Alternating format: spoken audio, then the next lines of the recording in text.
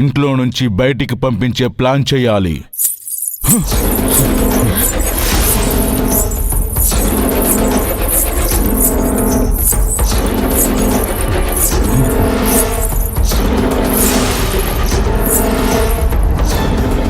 ఏంటది?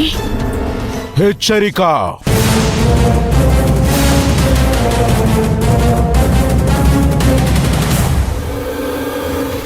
ఇంట్లో ఉంటాలంటేనే భయంగా ఉంది గురూజీ.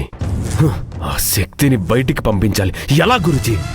దాన్ని ఏమైనా చెయ్యాలి. ఎలా ఎలా ఎలా ఏమీ అర్థం కావట్లేదు. ఆ శివగామి లాగే శిశిర ఉండి ఉన్నట్లయితే ఈ పాటికి ఆస్తి నీ చేతికి వచ్చుండేది. అది నిజమే గురూజీ. ఇద్దరి వ్యవహార శైలిలో చాలా తేడా ఉంది.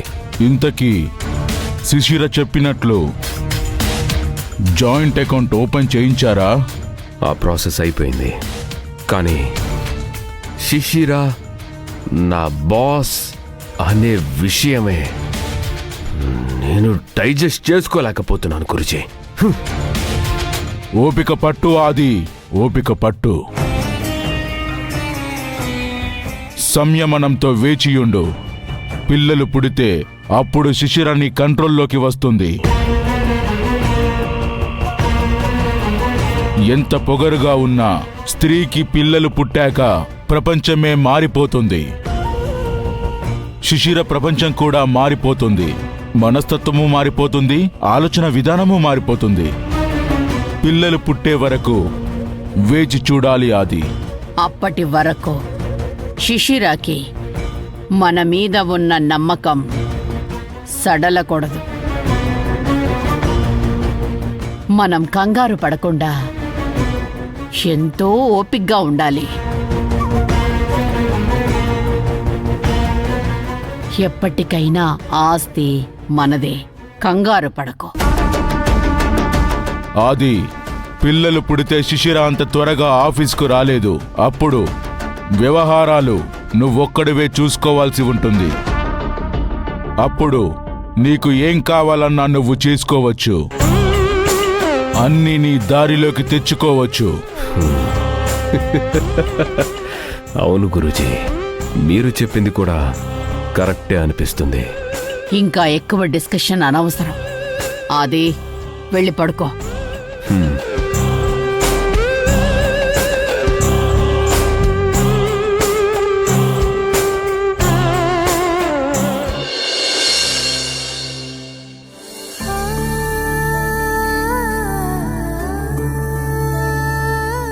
అర్జున్, పాలు తీసుకో.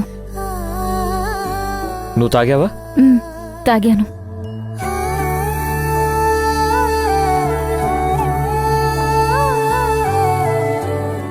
భవానీ ఏది? అది బయట టీవీ చూస్తూ ఉంది. అలా వదిలేస్తే చూస్తూనే ఉంటుంది. త్వరగా పడుకోమని చెప్పాలి.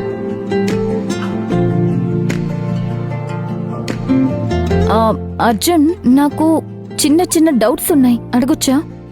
నిస్సందేహంగా అడగొచ్చు. మంచి స్టూడెంట్కి చెప్పినట్టు నీకు కూడా ఆన్సర్స్ చెప్తాను. అలాగే మాస్టారు. సరే, నెల జీతానికి పనిచేసే వాళ్ళకన్నా చిన్న చితక బిజినెస్ చేసేవాళ్ళు ఎక్కువ సంపాదిస్తారనుకుంటా కదా? అయ్యుండొచ్చు, ఛాన్స్ ఉంది. అంటే టీ హోటల్ పెట్టుకున్న వాళ్ళు, బట్టల షాప్ పెట్టుకున్న వాళ్ళు, టిఫిన్ సెంటర్ పెట్టుకున్న వాళ్ళు, అలాగే రోడ్డు మీద కూరగాయలు అమ్ముతారు కదా. ఏంటి, ఏమైంది? ఎవరో నెమ్మదిగా తలుచుకుంటున్నట్టున్నారు అనుకుంటా. నిదానంగా. ఏదో అడుగుతున్నావు?